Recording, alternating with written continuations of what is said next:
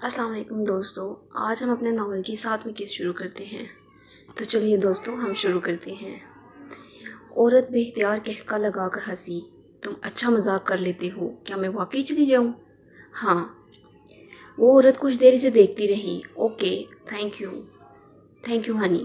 سالار نے اسے مڑ کر سڑک پار کرتے ہوئے دیکھا۔ وہ لاشعوری طور پر اسے جاتا دیکھتا رہا۔ وہ سڑک پار کر کے ایک دوسرے کونے کی طرف جا رہی تھی، وہاں ایک اور آدمی کھڑا تھا۔ سالار نے دوبارہ نظریں ان دکانوں پر جما لی۔ برف باری ایک بار پھر شروع ہو چکی تھی۔ وہ پھر بھی اطمینان سے وہیں بیٹھا رہا۔ برف اب اس کے اوپر بھی گر رہی تھی۔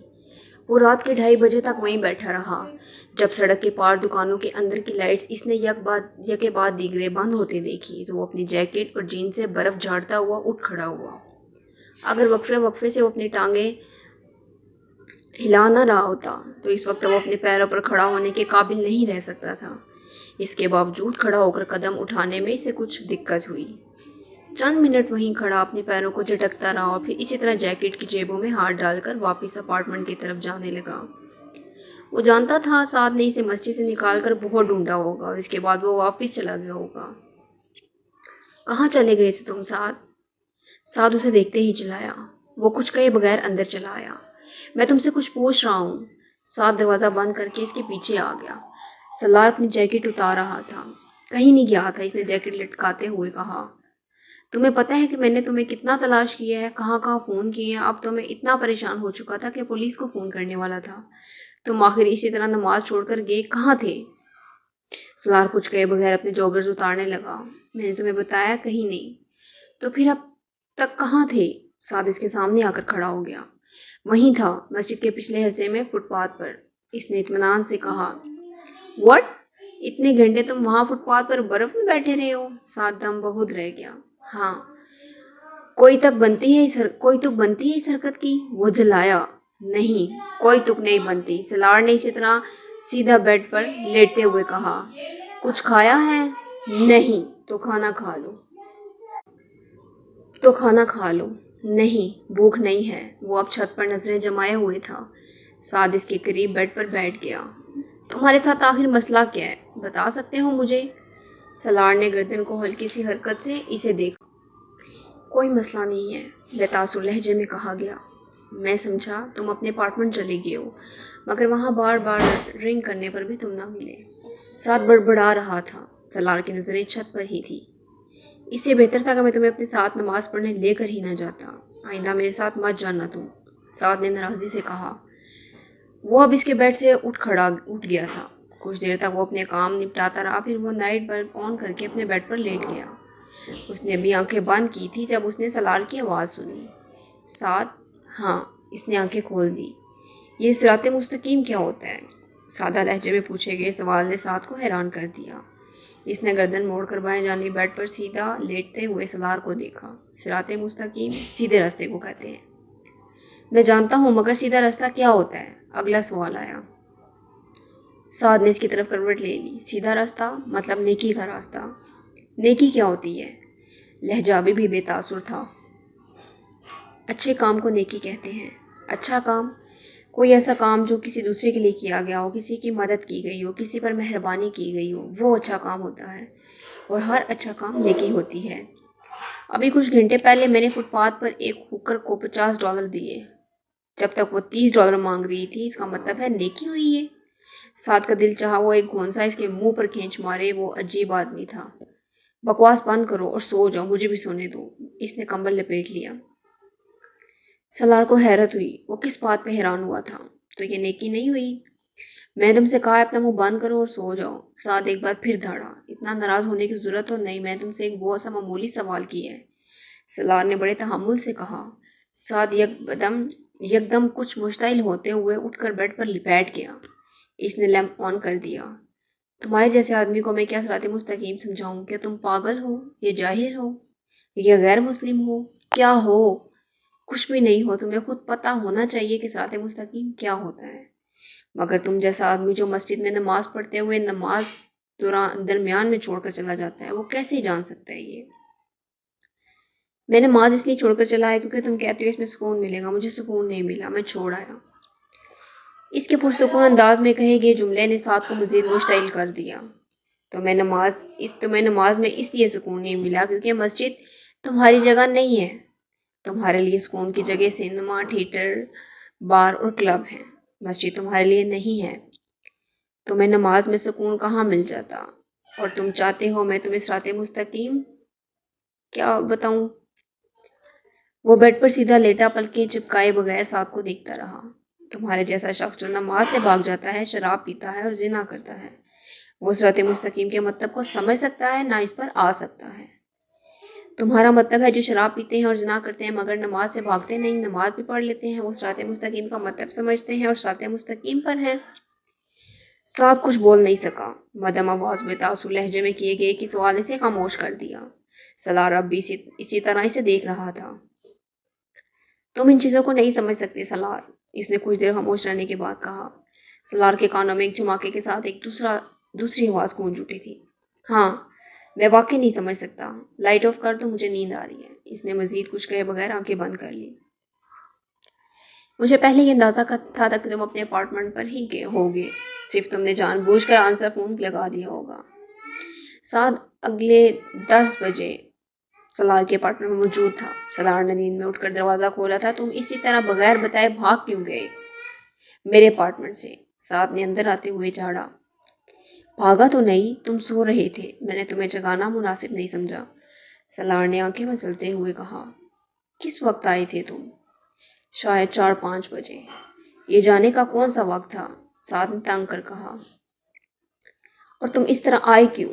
سالار کچھ کہنے کے بجائے لانگ روم کے صوفے پر جا کے اوندے منہ لیٹ گیا.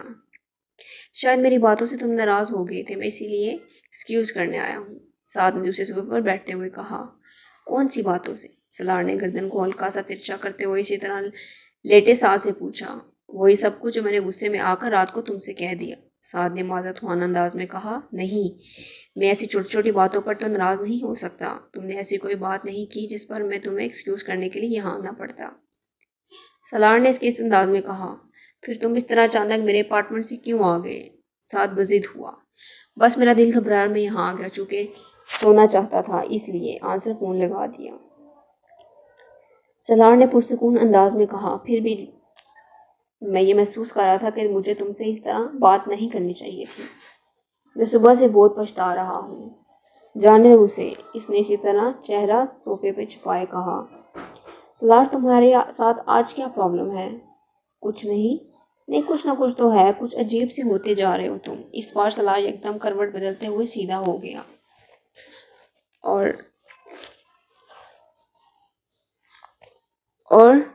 لیٹے ساتھ کی طرف دیکھتے اس نے پوچھا. مثلاً کون سی بات عجیب سی ہوتی جا رہی مجھ میں؟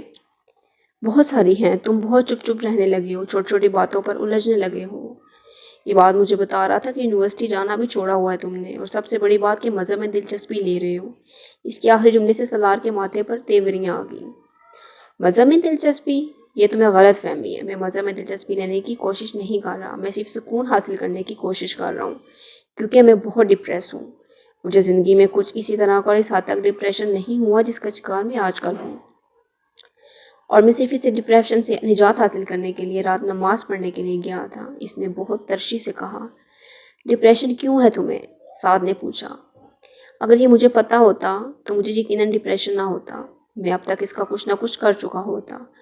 پھر بھی کوئی نہ کوئی تو وجہ ہوگی. یوں بیٹھے بٹھائے ڈپریشن تو نہیں ہو جاتا. سعد نے تبصرہ کیا.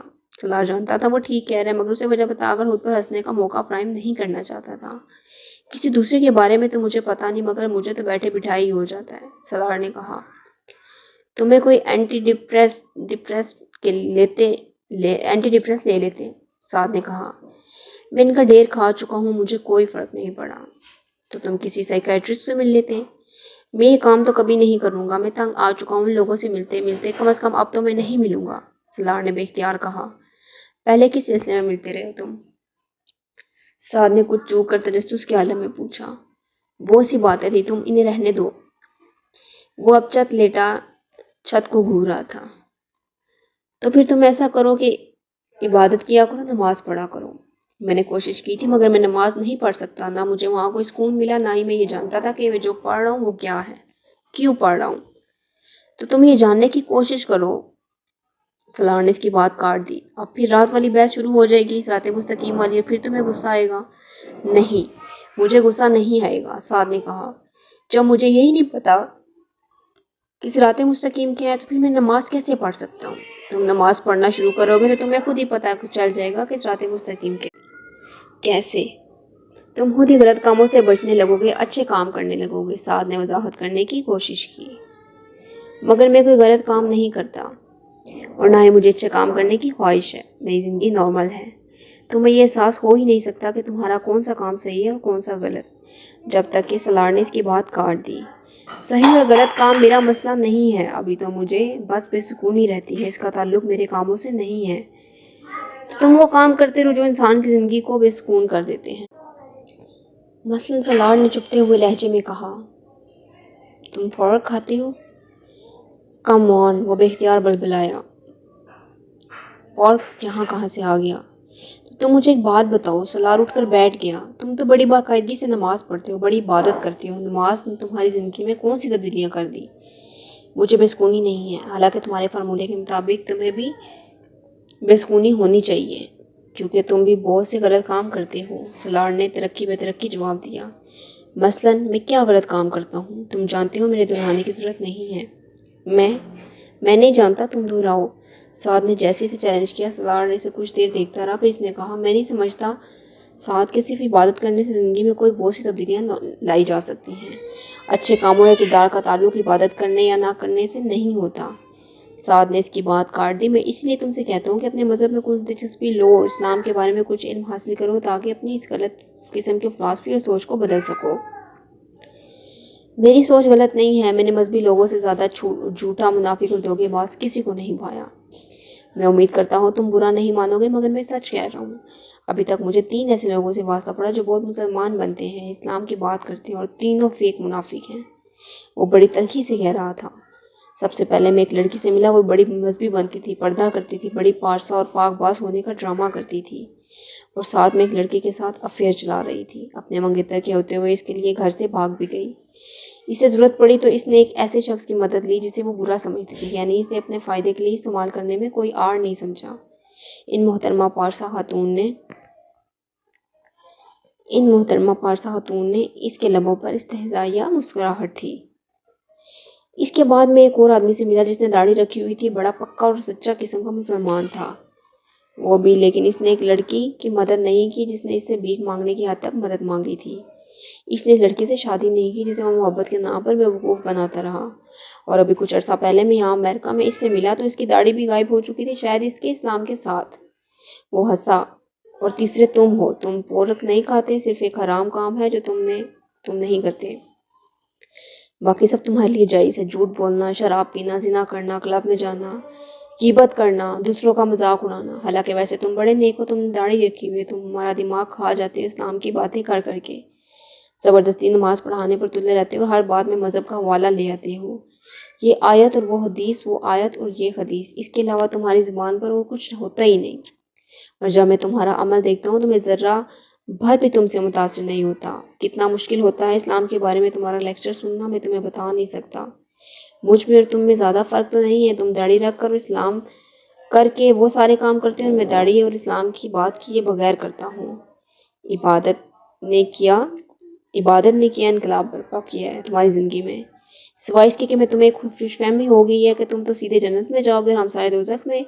تمہارے قول اور فعل میں اگر یہ تضاد نہ ہوتا تو میں کبھی تم سے یہ بات نہ کہتا، مگر میں ریکویسٹ کرتا ہوں کہ تم دوسروں کی مذہب کی طرف راغب کرنے کی کوشش نہ کیا کرو، کیونکہ میں سمجھتا ہوں کہ تم خود بھی مذہب کے صحیح مفہوم سے واقف نہیں ہو۔ اب میری ان ساری باتوں کو مائنڈ مت کرنا۔ سلار اب ٹیبل پر پڑا ایک سگریٹ سلگا رہا تھا، ساتھ تقریباً گونگا ہو گیا تھا۔ ٹھیک ہے، مجھ سے کچھ غلطیاں ہو جاتی ہیں، مگر اللہ تعالیٰ انسان کو معاف کر دیتا ہے، اور میں نے کبھی یہ تو نہیں کہا کہ میں بہت اچھا مسلمان ہوں، میں ضرور جنت میں جاؤں گا، لیکن میں اگر ایک اچھا کام کرتا ہوں، دوسروں کو اس کی ہدایت کرتا ہوں، تو یہ اللہ کی طرف سے مجھ پر فرض ہے۔ سعد نے کچھ دیر خاموش رہنے کے بعد اس سے کہا، سعد، تم دوسروں کی ذمہ داری اپنے سر پر مت لو، پہلے اپنے آپ کو ٹھیک کرو، پھر دوسروں کو ٹھیک کرنے کی کوشش کرو، تاکہ کوئی تمہیں منافق نہ کہہ سکے۔ اور جہاں تک اللہ کے معاف کر دینے کا تعلق ہے، تو اگر یہ تمہارا خیال ہے کہ وہ تمہاری غلطیوں کو معاف کر سکتا ہے تو پھر وہ ہمیں بھی معاف کر سکتا ہے۔ ہمارے گناہوں کے لیے تم اگر یہ سمجھتے ہو کہ لوگوں کو اسلام کی طرف راغب کرنے سے تمہاری نیکیوں میں اضافہ ہوگا تو تم اپنے گناہوں سمیت اللہ کے قریب ہو جاؤ گے، تو ایسا نہیں ہوگا۔ بہتر ہے تم اپنا ریکارڈ ٹھیک کرو، صرف اپنے آپ کو دیکھو، دوسروں کو نیک بنانے کی کوشش نہ کرو، ہمیں برا ہی رہنے دو۔ اس نے ترشی سے کہا۔ اس لمحے میں اس کے دل میں جو آیا اس نے سعد سے کہہ دیا۔ جب وہ خاموش ہوا تو سعد اٹھ کر چلا گیا۔ اس دن کے بعد اس نے دوبارہ کبھی سالار کے سامنے اسلام کی بات نہیں کی۔ وہ اس ویک اینڈ پر بہت دنوں کے بعد کسی ریسٹورنٹ گیا تھا۔ اپنا آرڈر ویٹر کو نوٹ کروانے کے بعد وہ ریسٹورنٹ کے شیشوں سے باہر سڑک کو دیکھنے لگا۔ جس میز پر بیٹھا تھا وہ کھڑکی کے قریب تھی اور قدادم کھڑکیوں کے شیشوں کے پاس بیٹھ کر اسے یوں ہی محسوس ہو رہا تھا جیسے وہ باہر فٹ پاتھ پر بیٹھا ہوا تھا، کسی